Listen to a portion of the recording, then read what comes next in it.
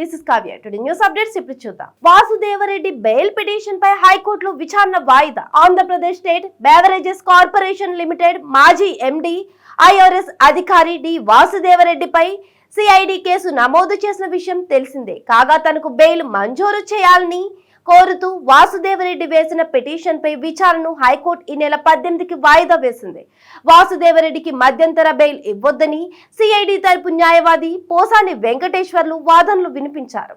అనంతరం పిటిషన్ పై విచారణను వాయిదా వేసిన కోర్టు ఈలోపు అరెస్ట్ నుంచి రక్షణ కల్పించేందుకు నిరాకరించింది. ఐపీఎస్ ఓసీఎల్ ప్రధాన కార్యాలయం నుంచి దస్తాలు, కంప్యూటర్ పరికరాలు, ఇతర పత్రాలను వాసుదేవరెడ్డి ఈ నెల 6న కారులో తరలిస్తుండగా చూశానంటూ కంచకచర్ల వాసి గద్దె శివకృష్ణ ఇచ్చిన ఫిర్యాదుపై ఈ కేసు పెట్టింది.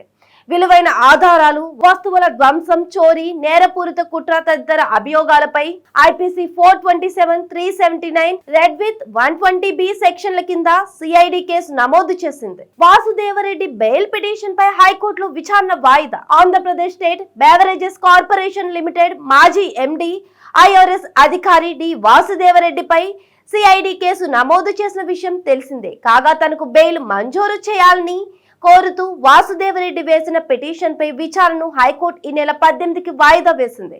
వాసుదేవరెడ్డికి మధ్యంతర బెయిల్ ఇవ్వొద్దని సిఐడి తరపు న్యాయవాది పోసాని వెంకటేశ్వర్లు వాదనలు వినిపించారు. అనంతరం పిటిషన్ పై విచారణను వాయిదా వేసిన కోర్టు ఈలోపు అరెస్ట్ నుంచి రక్షణ కల్పించేందుకు నిరాకరించింది. ఐపీఎస్ ఓసీఎల్ ప్రధాన కార్యాలయం నుంచి దస్తాలు, కంప్యూటర్ పరికరాలు, ఇతర పత్రాలను వాసుదేవరెడ్డి ఈ నెల 6న కారులో తరలిస్తుండగా చూశానంటూ కంచకచర్ల వాసి గద్దె శివకృష్ణ ఇచ్చిన ఫిర్యాదుపై ఈ కేసు పెట్టింది. విలువైన ఆధారాలు, వస్తువుల ధ్వంసం, చోరీ, నేరపూరిత కుట్ర తదితర అభియోగాలపై ఐపీసీ 427, 379, రెడ్ విత్ 120B సెక్షన్ల కింద సిఐడి కేసు నమోదు చేసింది.